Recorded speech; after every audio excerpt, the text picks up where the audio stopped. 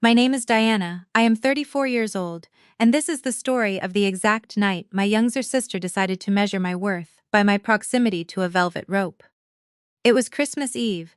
I stood in the private elevator vestibule of a $10 million Manhattan penthouse, holding a vintage bottle of Dom Perignon. The vestibule was warm, heated by concealed vents. My expression was not my sister Chloe. Opened the custom mahogany double doors 8 inches. Just wide enough to let the aggressive thumping of the bass escape, and just narrow enough to keep me out. Diana, Chloe said, her voice dropping into a hushed, frantic whisper. She was wearing a sequined designer dress that likely cost more than a standard mortgage payment. What are you doing here? It is Christmas Eve, Chloe, I replied, my voice level. I was invited. I know, she stammered, glancing over her shoulder into the massive living room. But Julian just finalized the guest list with the PR team, and it's a founders and VPs event tonight. It's a curated demographic. We have major venture capitalists in there. I love you, but you're a bit too corporate. You kill the disruptive tech vibe. This is a private ecosystem event. I did not argue or raise my voice, and did not remind her that she was standing on Italian marble that I had personally paid for. In my line of work, you do not argue with a bad investment, you simply restructure it. I nodded once, handed her the bottle of champagne without a word, and pressed the elevator button to descend back into the freezing December night. And will tell you what I did about those mahogany doors. But first, you must understand how a woman spends a decade building a financial empire in the shadows, only to spend 6 weeks orchestrating the absolute demolition of a fraudulent one. Welcome back to the channel. Before we dissect the anatomy of this particular corporate execution, you need to understand my background. I am a private equity architect and corporate restructuring specialist. I do not run a flashy tech startup, I do not have a podcast, I do not appear on the covers of magazines. I buy dying, bloated corporations and strip them of their incompetent executive teams. I rebuild their operational infrastructure, and I sell them to multinational conglomerates for hundreds of millions of dollars. My world is governed by SC regulations, brutal fiduciary oversight, and absolute unforgiving mathematics. When you spend your entire adult life orchestrating hostile takeovers and managing leveraged buyouts, you develop a very specific personality. You become quiet and become observant, and you lose the capacity to tolerate performative arrogance. My younger sister, Chloe, is 26. She operates on a different frequency. Chloe has spent her entire life chasing aesthetics. She measures success by Instagram follower counts, exclusive reservations, and proximity to whatever is currently trending. We are fundamentally different creatures, but when our parents passed away 5 years ago, I assumed financial responsibility for her. 3 years ago, Chloe married Julian. Julian is 32, and he is the walking embodiment of everything I despise about modern Silicon Valley culture transplanted to Wall Street. He is a fintech visionary. He runs a cryptocurrency and decentralized finance startup called Ethereum. Julian uses words like disruptive, ecosystem, and paradigm shift to disguise the fact that his company produces nothing of tangible value. But Julian is charismatic. He possesses the terrifying ability to convince wealthy people to give him money based on a well-designed PowerPoint presentation and a customized Patagonia vest. 2 years ago, Julian's company hit a critical growth phase. He convinced his board that in order to secure Tier 1 talent and project the illusion of massive success, Ethereum needed a flagship headquarters. He didn't just want an office, he wanted a combined luxury residence and corporate event space. He found a breathtaking 2-story penthouse in Tribeca. Exposed brick, floor-to-ceiling glass, private elevator access. It was stunning, and it was wildly outside of his operational budget. Julian and Chloe came to my austere, minimalist apartment on the Upper East Side to ask for the money. Julian sat on my Italian leather sofa, sweating slightly through his designer t-shirt, pitching me as if I were a venture capital firm. Diana, it's a $2 million shortfall, Julian pleaded, gesturing expansively. If we secure this space, it legitimizes the entire brand. It's an investment in the optics of the company, it guarantees our next funding round. We just need the bridge capital. Chloe sat next to him, looking at me with wide, pleading eyes. Please, Diana, it's our dream. I am a woman who deals in risk mitigation. Handing $2 million in liquid capital to an egomaniac with a crypto startup is an objectively terrible financial decision. But Chloe was my sister, and despite my clinical detachment, I possessed a lingering sense of familial obligation. I will provide the $2 million, I told them. Chloe squealed and hugged Julian. I raised a hand, silencing the celebration instantly. However, I do not provide uncollateralized gifts to corporations. Julian's smile faltered slightly. What do you mean? $1 million will be a direct, untaxed familial gift to Chloe, I explained, my tone professional. The remaining $1 million will be structured as a senior secured mezzanine debt, held by my private holding company, placed against the deed of the Penthouse. You will pay a marginal interest rate. The debt is callable if the property is sold, refinanced, or if the company faces insolvency. It is a protective lien. Julian looked uneasy, but the allure of the Tribeca Penthouse overpowered his hesitation. A lien, isn't that a bit aggressive for family? It is standard risk architecture, Julian, I replied smoothly. If your company is as successful as you claim it will be, the lien will simply sit in the background until you pay it off. It only becomes a problem if you fail, Julian, blinded by his own hubris, agreed. The closing took place 2 weeks later in a sterile corporate conference room. I brought my lead transactional attorney, a terrifyingly competent woman named Evelyn, who drafted the paperwork. The mezzanine debt contract was 40 pages long. It included a specific covenant. The debt was secured by a UCC-1 financing statement recorded publicly with the Secretary of State, giving my holding company the absolute first right of foreclosure if the terms were breached. Julian signed the paperwork without reading it, too busy texting his interior designer about imported Italian marble for the lobby. I took the executed contract, placed it in a secure, fireproof safe in my office, and assumed I would not need to look at it for a decade. I drastically underestimated Julian's capacity for arrogance. For the first 18 months, the arrangement functioned perfectly. Julian and Chloe moved into the penthouse. They threw lavish photographed parties. Julian's company, bolstered by the illusion of massive wealth provided by my money, managed to secure a moderate round of Series A funding. But as Julian's public profile rose, his respect for the foundation of his success evaporated. He began to treat me not as the architect of his lifestyle, but as a tedious corporate embarrassment. When I attended family dinners, Julian would openly mock my profession. Diana just moves numbers around on spreadsheets for boomers, Julian told a table of his fintech friends one evening, swirling a glass of expensive Bordeaux that I had paid for. It's legacy finance, it's dead, we're building the future of decentralized capital. She just doesn't understand the ecosystem. I sat quietly, cutting my steak, my expression blank, and did not correct him or remind him of the UCC-1 financing statement resting in my safe. I simply watched him perform. The psychological erasure was insidious. Chloe, desperate to maintain her status as the wife of a visionary, participated in the rewriting of their history. In interviews, she claimed they had secured the Tribeca Penthouse through aggressive, brilliant negotiations and self-made capital. My existence was scrubbed from their public narrative. I didn't care about the credit. I am a ghost by choice, but I noted the behavior. When people rewrite their history to erase their debts, it is only a matter of time before they attempt to erase the creditor. The reason Julian's arrogance was so utterly bewildering to me is that I have spent my entire career dismantling men like him, and doing so on a global scale. To understand why I reacted to the velvet rope with such cold precision, you have to understand the specific ecosystem I inhabit. I am not a wealth manager who politely advises clients on index funds. I am a predator in a bespoke suit. I specialize in distressed asset acquisition and hostile debt restructuring.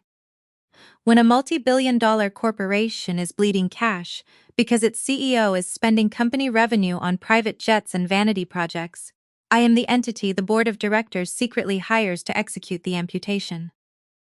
I do not negotiate with ego, I perform surgery on it, 4 years ago, before Julian even conceived of his little fintech startup, I was contracted by the board of a massive European logistics conglomerate. The CEO, a man who possessed a terrifyingly similar psychological profile to Julian, had driven the company to the brink of insolvency while simultaneously insisting that his visionary leadership was infallible. He hosted press conferences on yachts, while his supply chain workers went unpaid. I spent 3 months buying up the company's senior secured debt on the secondary market through my holding company. I didn't announce my presence, I simply accumulated leverage piece by silent piece. When the CEO inevitably defaulted on a minor covenant clause, he failed to maintain a specific cash reserve ratio because he bought a third corporate helicopter. I didn't send a warning letter. I walked into his boardroom in Geneva during his quarterly earnings call and was flanked by 4 Swiss lawyers and a forensic auditor. While the CEO was literally on the phone with Wall Street analysts, boasting about the company's unprecedented growth matrix, I placed the executed debt default notices on the mahogany table in front of him. I triggered an immediate hostile takeover of the board, seized his voting shares as collateral, and terminated him on live audio. The European financial press called it one of the most ruthless executed corporate executions of the decade. The CEO lost everything. I restructured the debt, fired his bloated executive team, and sold the company to an Asian shipping conglomerate 18 months later for a 300% profit. I mention this because it illustrates a fundamental truth about power. Genuine power never needs to announce itself. It does not require a PR team, and it certainly does not require a curated guest list. Power is the quiet accumulation of leverage and the absolute willingness to pull the trigger when the math dictates it.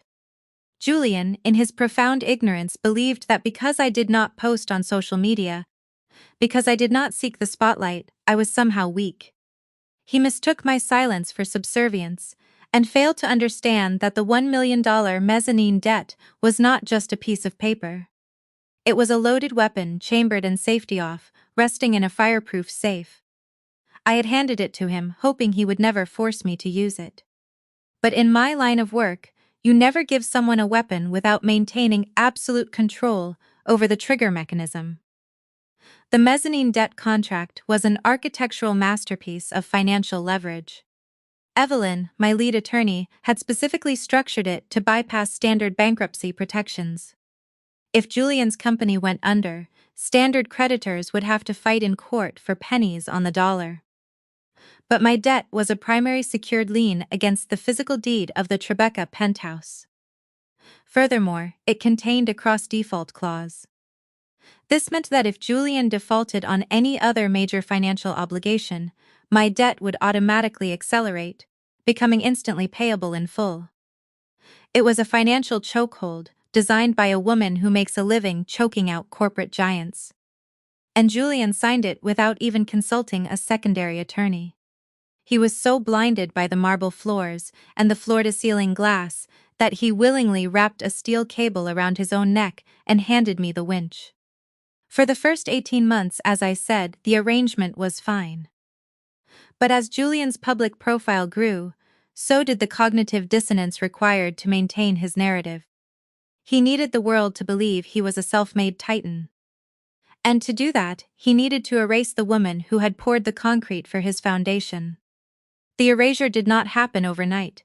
It was a slow, calculated campaign of social exclusion orchestrated primarily by my sister, Chloe. When you spend your days analyzing hostile takeovers, you learn to spot the subtle indicators of a psychological coup. Chloe was systematically staging one against me within our own family. She recognized, with the predatory instinct of a true social climber, that I was a threat to her curated reality. She couldn't control me. She couldn't impress me with her designer handbags. And most importantly, she knew that every time I walked into that Tribeca penthouse, I was evaluating the structural integrity of the asset I legally owned. The first major offensive occurred during Thanksgiving, a month before the Christmas gala. For years I had hosted Thanksgiving at my apartment. It was quiet, elegant, and private, but that year, Chloe announced that they would be hosting a massive Friendsgiving at the Penthouse. She framed it as a casual gathering, but the guest list was engineered to feature only high net worth individuals, tech influencers, and venture capital partners. I arrived on time, wearing a simple, understated cashmere sweater, and was immediately treated like an administrative assistant who had wandered into the wrong building. Chloe greeted me at the door with a tight, nervous smile, ushering me away from a group of crypto investors. "Diana, you made it," she said, her voice artificially bright. "Listen, Julian is in the middle of a massive networking push tonight. We're trying to secure a Series B lead investor, so, if people ask what you do, maybe just keep it vague. You know, the whole corporate restructuring thing sounds a little predatory. We don't want to scare the tech money." I looked at my sister, taking in the panic behind her applied makeup. She wasn't just asking me to be quiet, she was asking me to shrink my entire existence so that her husband's fragile ego could take up more space in the room. "I will simply tell them I work in finance, Chloe," I replied smoothly. "I have no desire to discuss my portfolio over dry turkey." The entire evening was a masterclass in passive-aggressive exclusion. When a prominent tech journalist asked how Julian had managed to secure such a breathtaking headquarters so early in his startup's life cycle, Chloe practically intercepted the question. "Julian is a brilliant negotiator," Chloe told the journalist, her voice projecting across the room. "He built this company from absolute scratch, living on ramen and coding in a tiny studio, and he leveraged his proprietary tech to secure the ultimate flagship space. It's 100% self-made capital." I was standing 4 feet away, holding a glass of wine, listening to my sister erase a $1 million secured debt from the historical record. I didn't interrupt, I didn't correct her, I simply watched the lie take root in the room. In corporate finance, when an executive begins lying to the press about the origin of their capital, it is the first undeniable indicator of an impending collapse. I made a mental note to have Evelyn run a quiet audit on Julian's public filings the following Monday. The psychological toll of this gaslighting was subtle but toxic. When the people you love rewrite their history to explicitly exclude you, it forces you into a state of cognitive dissonance. You find yourself constantly checking your own reality, wondering if you are, in fact, the villain they have decided you are. 2 weeks after Thanksgiving, Chloe posted a massive feature article from a digital business magazine on her Instagram. The article was titled, "The New Titans: How Julian and Chloe Built an Ecosystem from the Ground Up." The article featured a lavish photoshoot inside the Tribeca penthouse. There was a specific paragraph that caught my eye. When asked about the secret to their explosive success, the journalist wrote, "Julian smiles looking out over the Manhattan skyline from his private balcony. We didn't rely on old money or legacy safety nets. We poured the concrete with our own hands. In this industry, if you want to be a visionary, you have to be willing to bet everything on yourself, without a backup plan." I read that paragraph while sitting at my desk, looking at the heavy steel door of my fireproof safe. Without a backup plan, they were not just lying to the public, they were trying to rewrite my memory of my own generosity, and wanted me to feel grateful simply to be allowed in their orbit. They wanted me to forget that the orbit only existed because I was providing the gravitational pull. The breaking point, the moment I realized that Julian's ego had metastasized into something genuinely dangerous, occurred just days before the Christmas gala. I received an email forwarded from Julian's assistant. It was the preliminary guest list for the gala, sent to me by mistake instead of the catering company. I scrolled through the names. Every minor angel investor, every crypto influencer, every Tier 3 tech journalist was on the list. My name was absent. I didn't call him angry, I called him curious, and wanted to hear the exact lie he would construct to justify it. "Julian," I said when he answered his phone, sounding rushed. "I received the catering email for the gala. I assume my formal invitation is still in the mail?" The silence on the line was thick and panicked. "Deanna, wow, I'm so sorry, that email wasn't meant for you," he stammered, his voice dropping to a harsh whisper. I could hear the faint sound of Chloe's voice in the background. "Listen, the gala, it's a very specific demographic, its founders and investors, the people who are moving the ecosystem forward. You're a legacy finance person. You don't really do the disruptive tech stuff. I am the primary debt holder of the building you are currently standing in, Julian, I reminded him quietly. I know, he hissed, terrified someone would overhear him. And I'm so grateful, but Chloe curated the list, and she really wants this to be a media-friendly event. We need the optics to be pure innovation. Pure innovation, I repeated, yeah. Just the young disruptive crowd, I promise. We'll do a big family thing for your birthday. He hung up before I could reply, and had forgotten my birthday 2 weeks prior. That was the night I stopped looking at Julian as my brother-in-law, and stopped looking at him as family. I shifted my perspective entirely, viewing him through the cold, unforgiving lens of a corporate restructuring specialist. He was a liability and was a breach waiting to happen. He had built his entire psychological foundation on a lie, and in my line of work, lies are the most expensive commodity on earth. Because eventually, the audit always comes due. The breaking point arrived on Christmas Eve. Julian's startup was burning through its initial funding, and he was courting new capital. He decided to host an ultra-exclusive Founders and Investors Gala at the Tribeca Penthouse. It was promoted on social media as the networking event of the year for the crypto elite. Our family had always spent Christmas Eve together. Since our parents died, I had hosted a quiet, elegant dinner for just the two of us. This year, Chloe casually informed me via text that the tradition was cancelled due to the gala. So sorry, Dee, the text read, accompanied by a glittering emoji. Julian really needs this night for the optics, it's going to be packed. Let's do a quiet brunch in January, just us girls. I am not a woman who begs for inclusion. I accepted the cancellation, but on the evening of the gala, I realized I still had a vintage bottle of Dom Perignon that I had purchased specifically for Chloe. It was the exact vintage from the year she was born. Against my better judgment, I decided to deliver it. I didn't intend to stay, I simply wanted to drop it off and wore a tailored black cashmere coat, hailed a private car, and took the elevator up to the penthouse. That was when the mahogany doors opened 8 inches. When Chloe told me I was too corporate and would kill the disruptive vibe, she was not merely uninviting me from a party.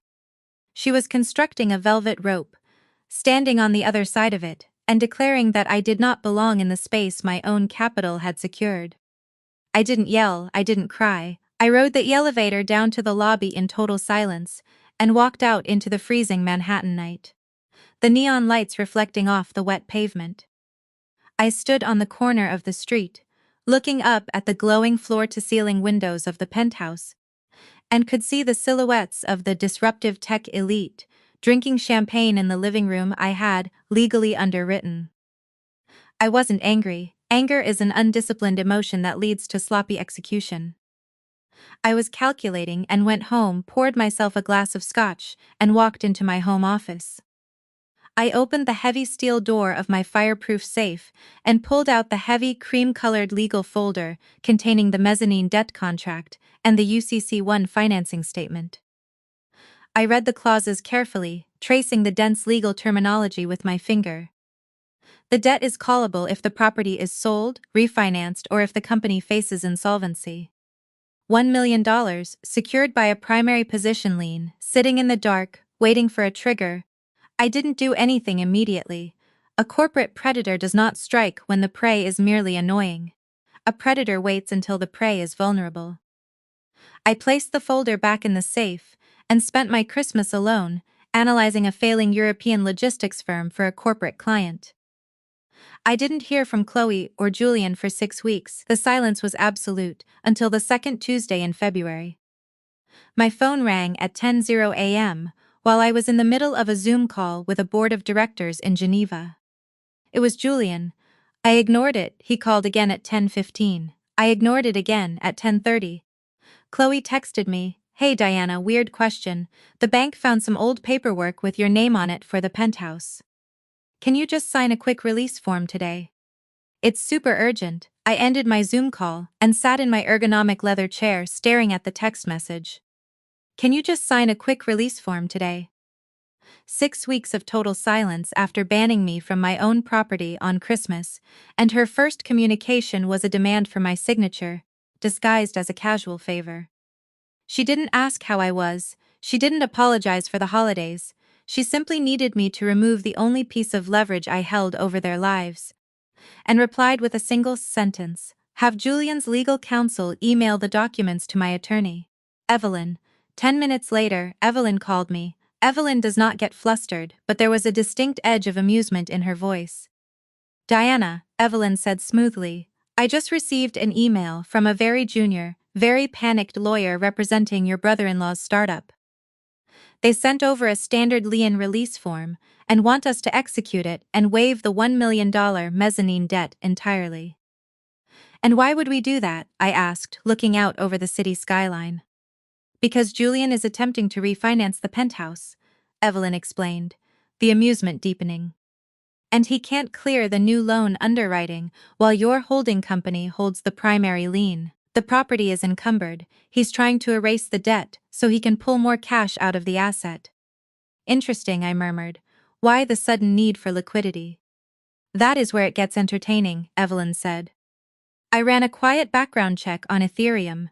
Julian isn't just refinancing, he is in the final stages of orchestrating a massive corporate acquisition.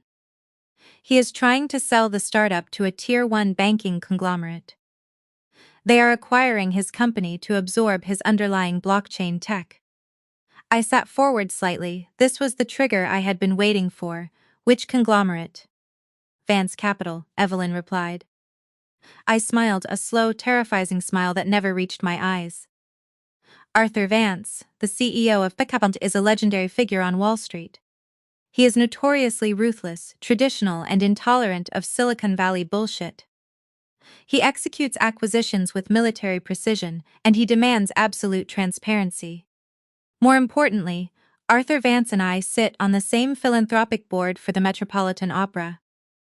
We have shared scotch in private drawing rooms. He respects me immensely because I am one of the few women in finance who operates with a level of cold aggression that mirrors his own." "Evelyn," I said softly, "Julian is selling the company to Arthur Vance. To do that, Julian would have had to submit extensive financial disclosures to the SEC and to Vance Capital's due diligence team regarding the company's assets and liabilities." "Exactly," Evelyn replied, catching my drift immediately. "Did Julian disclose my $1 million mezzanine debt on those federal forms?" I asked, my voice dropping to a whisper. There was the sound of keyboard clacking on Evelyn's end. A few seconds later, she chuckled darkly. I pulled the public preliminary disclosure filings. Julian listed the Tribeca Penthouse as a wholly owned, unencumbered corporate asset. He claimed the company owns it outright, debt-free, and omitted your lien. My heart rate remained steady, but an icy wave of absolute clarity washed over me. Julian hadn't just been arrogant, he had committed federal disclosure fraud and had lied on an SEC document, and he had lied to Arthur Vance. He assumed that, because I was his quiet, boring sister-in-law, I would simply sign the release form like an obedient administrative assistant, retroactively fixing his massive legal vulnerability before Vance Capital ever found out, and needed my signature to survive. If I didn't sign, the lien remained active. If the lien remained active, Vance Capital's final audit would flag it. Julian's fraud would be exposed, the acquisition would collapse, and Julian would face potential federal indictment.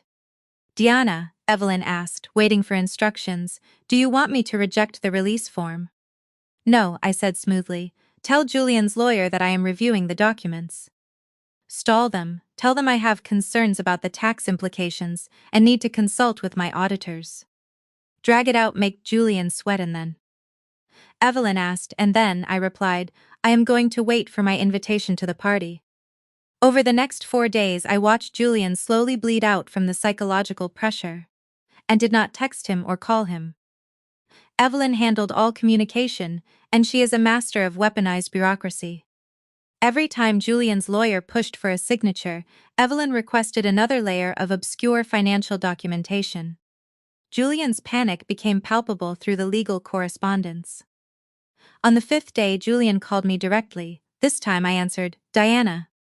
Julian said, his voice devoid of its usual arrogant swagger. He sounded breathless, frantic. Look, I really need you to tell Evelyn to back off and just process the release form. It's just a formality, the property is mine anyway, we're just cleaning up the paperwork. It is not a formality, Julian, I said calmly, tracing the edge of my mahogany desk. It is a $1 million secured debt, waiving it requires extensive tax strategy. I don't have time for a tax strategy. Julian snapped, his facade cracking completely. I have a massive investor looking at the books this weekend. If this lien is still on the public record, it throws the entire valuation off. I need you to sign it today. I cannot sign anything today, Julian, I replied smoothly. I am traveling for a client, when can you sign it? He demanded, desperation making his voice shrill. I suppose I could bring the executed documents to your acquisition gala this Saturday. I offered, my voice neutral. If you still want me there, of course, I wouldn't want to disrupt the ecosystem. The silence on the other end of the line was absolute. Julian realized in that moment that he was trapped. He couldn't uninvite me and he couldn't ban me. I held the keys to his entire empire. Yes, Julian said, his voice dropping to a defeated whisper. Yes, of course you're invited, bring the paperwork, please. I will see you on Saturday. Julian, I said, and hung up the phone. The acquisition gala was designed to be Julian's crowning achievement. It was the night he planned to finalize the handshake agreement with Arthur Vance, cementing his status as a legitimate Wall Street player. I arrived at the Tribeca Penthouse at 8 p.m. and did not wear a sequin dress or dress like a sister attending a family party. I wore a bespoke, impeccably tailored Tom Ford suit in midnight navy, a crisp white silk shirt, and a pair of Christian Louboutin heels, and carried a sleek black leather document portfolio. I looked like the corporate executioner I am. The lobby was guarded. A security detail stood by the private elevator. The man with the clipboard looked up as I approached. Name? He asked sharply. Diana, I replied. He scanned the list. Ah, you're the +1 for the founders table. Go right up. I stepped into the elevator, the cold steel doors closing behind me. +1, even now, even when his entire corporate survival depended on my signature, Julian still couldn't bring himself to list me as a primary guest. His ego was pathological. The elevator doors opened into the penthouse. The space was breathtaking, illuminated by the glow of the Manhattan skyline. 100 of the most influential people in New York finance and technology were drinking champagne and eating caviar. It was a sea of expensive watches, tailored suits, and aggressive networking. I stepped into the room, my black portfolio tucked under my arm. Chloe spotted me immediately. She was wearing another designer gown, holding a glass of rosé, laughing with a group of venture capitalists. When she saw me, her laughter died instantly. She excused herself and practically sprinted over to me, her face pale beneath her immaculate makeup. Diana, she hissed, grabbing my arm and trying to pull me toward a quiet corner near the coat check. You're actually here. I was invited, Chloe, I said smoothly, breaking her grip. By your husband. Do you have the paperwork? She asked, her eyes darting around the room nervously to see if anyone was watching us. Julian is freaking out. Arthur Vance is here. If he finds out the penthouse isn't technically owned by the company, he's going to walk away from the acquisition. We just need you to sign the release so we can show him the clean title. I brought the paperwork, Chloe, I said, tapping the leather portfolio. Where is Julian? He's over by the fireplace, Chloe pointed frantically. He's pitching Arthur right now. Please, Diana, just hand him the folder, and let's get this over with so we can celebrate. I will handle it, I said, and left Chloe standing near the coat check and began walking through the crowd. I moved with the slow, deliberate pacing of a woman who owns the room. The tech founders and VC partners parted around me unconsciously, sensing the absolute gravity of my presence. I approached the massive, exposed brick fireplace. Julian was standing there, holding a glass of scotch, talking animatedly to Arthur Vance. Julian was gesturing wildly, projecting the image of a visionary disruptor. Arthur Vance stood still, holding his own glass, listening with the predatory, unblinking stillness of a seasoned corporate shark. I stopped a few feet away from them, waiting in the periphery. And that is the beauty of our underlying asset architecture, Arthur, Julian was saying, his voice loud enough for the surrounding guests to hear. We don't just build software, we build tangible foundations, this flagship headquarters. We own it outright, it is an unencumbered, debt-free asset on our balance sheet. It's the physical proof of our financial independence. Several of Julian's sycophantic friends chuckled and raised their glasses in agreement. Julian smiled, radiating arrogant triumph. Arthur Vance took a slow sip of his scotch. He looked around the penthouse, nodding slightly. It is an impressive space, Julian. Clean balance sheets are rare in your sector. It shows discipline, exactly. Julian agreed enthusiastically. Discipline is the core of our culture. I stepped out of the periphery and into the center of their conversation. Good evening, Arthur, I said quietly. Arthur Vance turned his head when he saw me. The predatory stillness vanished, replaced by a look of genuine, profound surprise. He lowered his glass and actually smiled, a rare, terrifying sight on Wall Street. Deanna, Arthur said, his voice warm and resonant. I didn't realize you were attending. I haven't seen you since the opera board meeting last month. Julian froze, his brain visibly short-circuited, as he tried to process the reality that the billionaire he was courting was on a first-name basis with the sister-in-law he had spent 3 years erasing. Wait, Julian stammered, looking back and forth between us. Mr. Vance, you know Diana. Arthur looked at Julian, his smile fading back into his standard, intimidating mask. Diana and I sit on several philanthropic boards together, Julian. Furthermore, my firm has engaged her restructuring services on 2 major acquisitions in Europe. She is the most lethal private equity architect I know. How do you know her? Julian's face turned the color of wet cement. He opened his mouth but no sound came out. I am Julian's sister-in-law, Arthur, I provided smoothly. Arthur's eyebrows raised slightly. He looked at Julian with a new critical light. Is that so? You never mentioned her during our diligence meetings. I would have assumed having Diana in your family would be your primary selling point. Julian prefers to keep his family and his corporate architecture separate, I said, my tone pleasant but laced with arsenic. In fact, I believe he was just discussing the architecture of this specific penthouse. We were, Arthur agreed, sensing the sudden mass of tension in the air. He turned his attention to me.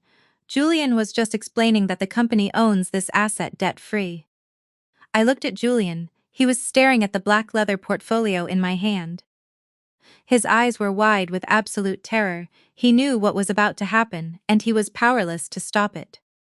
That is a fascinating narrative, Julian, I said softly, the ambient noise of the party fading into the background. I unzipped the portfolio, I pulled out the mezzanine debt contract and the UCC1 financing statement, and did not hand them to Julian. I handed them to Arthur Vance. However, Arthur, I continued, my voice echoing slightly in the sudden silence of the room. As a fellow professional who values transparency and due diligence, I felt obligated to provide you with the actual structural reality of this asset. Arthur Vance took the documents. He set his scotch glass down on the mantel and read the top page. Then he read the second page. The silence in the penthouse became suffocating. The music was still playing, but nobody was talking. The crowd of VIPs and venture capitalists sensed the blood in the water and turned to watch the execution. This is a UCC1 financing statement, Arthur said slowly, looking up from the paperwork. His voice was devoid of emotion, which is the most dangerous tone he possesses. It secures a $1 million primary position lien against this property, held by a private holding company. He looked at me. Your holding company, Diana, that is correct, Arthur, I confirmed. Arthur turned slowly to look at Julian. Julian physically shrank under the billionaire's gaze. Julian, Arthur said, his voice dropping to a terrifying quiet register. Your SEC preliminary disclosure filings explicitly stated that this property was unencumbered. You signed those documents under penalty of perjury and lied to my diligence team, and you lied to the federal government. Arthur, please, Julian begged, his voice cracking, the visionary facade destroyed. It was just a family bridge loan. I was going to clear it this week. It's just a formality. Diana was supposed to sign the release tonight. It is not a formality, Julian, Arthur corrected him, stepping away from the fireplace. It is a $1 million material omission. It is federal fraud. Arthur Vance turned to his chief of staff, who was standing a few feet away. Call the legal team, kill the acquisition, we are done here. Arthur didn't say another word to Julian. He turned to me, nodded respectfully, and walked out of the penthouse. His entire executive team followed him. Within 30 seconds, the rumor ripped through the party. The VIPs and venture capitalists, sensing the catastrophic legal liability radiating from Julian, began moving toward the elevators. The networking event of the year evaporated into a mass exodus of self-preservation. Chloe stood near the coat check, watching her curated social ecosystem collapse in real time. She looked at me, her face contorted with a mixture of rage and sheer panic. Julian slumped against the exposed brick fireplace, the Scotch glass slipping from his fingers and shattering on the Italian marble. He looked at the paperwork I had left on the mantel. You destroyed me, Julian whispered, staring at the shattered glass. You deliberately destroyed my company. I am a corporate restructuring specialist, Julian. I replied smoothly, zipping my leather portfolio shut. I do not destroy companies. I expose structural vulnerabilities. You destroyed your own company, the moment you decided my money was good enough to buy your house. But my presence was too boring for your party. I did not wait for a response and walked past him, stepped into the private elevator, and descended into the quiet Manhattan night. The execution of the mezzanine debt was not a chaotic event. It was a surgical strike, orchestrated with the terrifying efficiency of a Wall Street restructuring firm. When you trigger a debt covenant default of that magnitude, you do not send an angry text message. You arrive in person, and you bring the legal equivalent of a tactical assault team.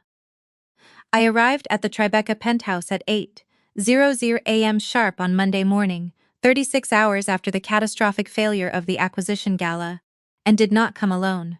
I was flanked by Evelyn, 3 senior partners from her corporate litigation firm, a forensic auditor, and 2 private security contractors I had retained to ensure a bloodless transition of physical assets. The security guard in the lobby, the same man who had scrutinized my presence at the gala, tried to stop us. Excuse me, do you have an appointment with Mr. Julian? He asked, his voice faltering as my security contractors bypassed his desk.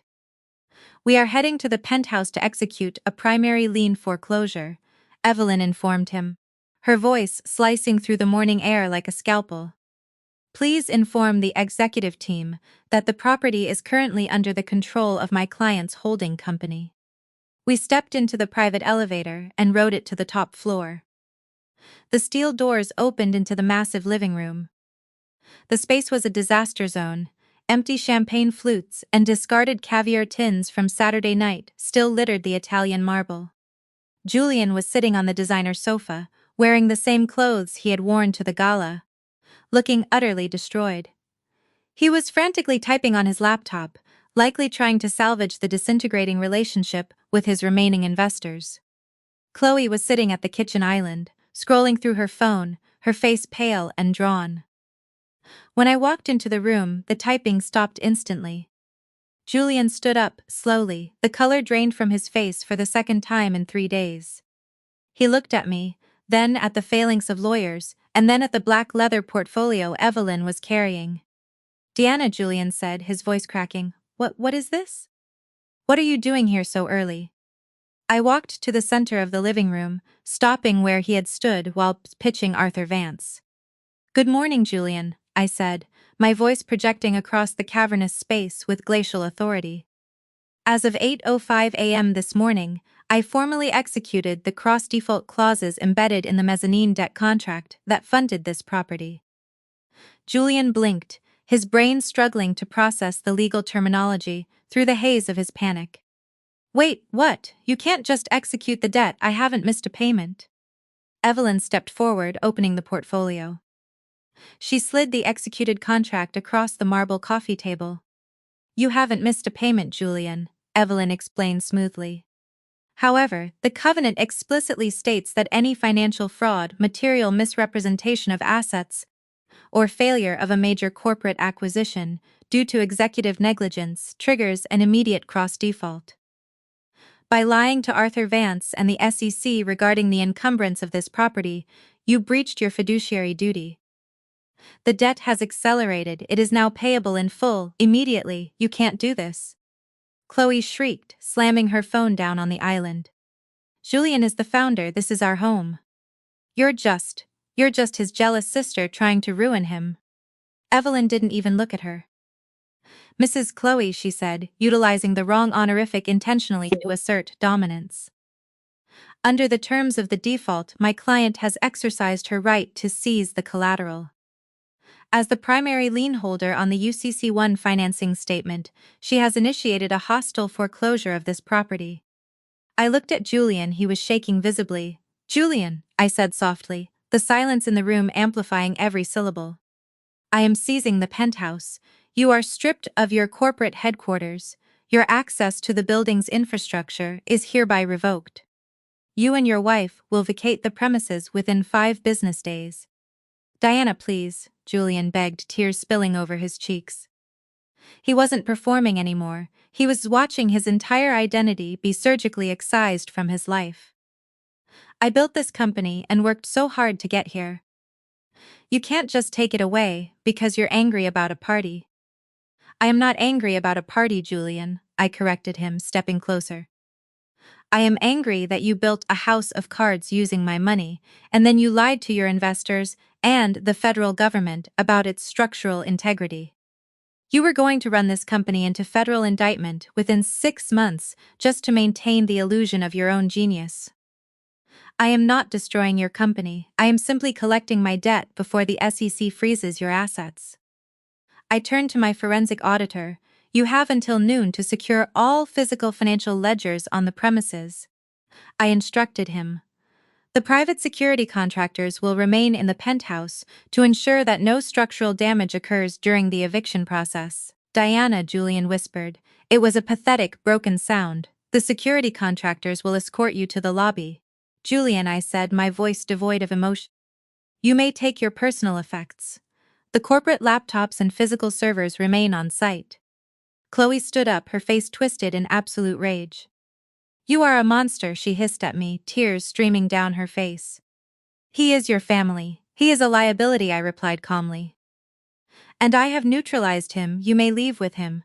Julian didn't fight, he didn't yell. The fight had been drained out of him the moment Arthur Vance had walked out of the door on Saturday night. He nodded slowly, numbly, and allowed the security contractors to flank him, and walked out of his own living room, his head bowed, the visionary tech founder reduced to an evicted tenant.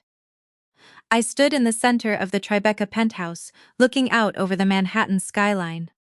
Now, I said to Evelyn, closing the black portfolio. Let's put this property on the market. The transition from visionary to pariah in the Manhattan financial sector is rapid. And it is absolute. When a man builds his entire lifestyle on the assumption of future liquidity, the immediate revocation of his primary asset triggers a catastrophic financial avalanche.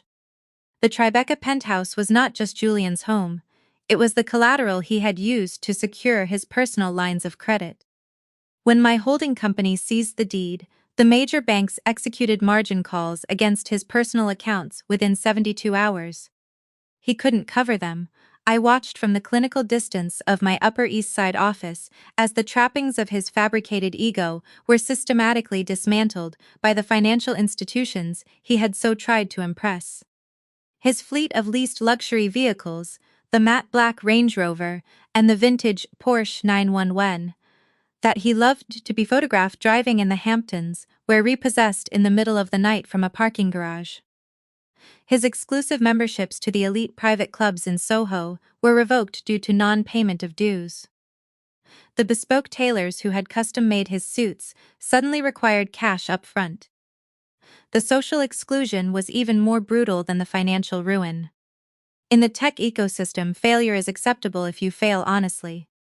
You can lose $100 million of investor money on a bad idea, and the venture capitalists will still invite you to their networking retreats.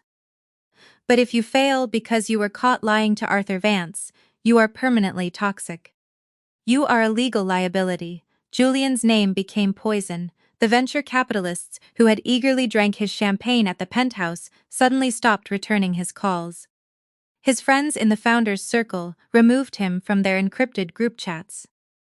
When he attempted to attend a public tech conference a month later, he was politely but asked to leave the VIP section by the event organizers.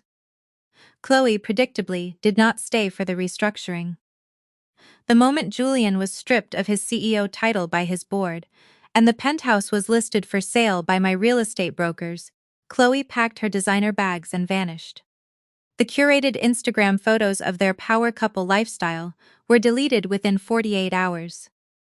She changed her bio to vague, inspirational quotes about protecting her peace and new chapters. She had married the narrative, and had married the Penthouse, and the proximity to the disruptive elite. When I burned the narrative to the ground, her loyalty evaporated with the smoke. Julian spent the first 6 months after the hostile foreclosure, living in a small, poorly insulated one-bedroom apartment in a neighborhood in Queens that Chloe would have refused to even drive through. He didn't speak to me. He deleted his social media entirely. The man who had spent 3 years performing for an invisible audience was finally forced to sit in the deafening silence of his own reality. I didn't reach out. I don't rescue people from the consequences of their own actions. You cannot fix a structural flaw by simply painting over the cracks.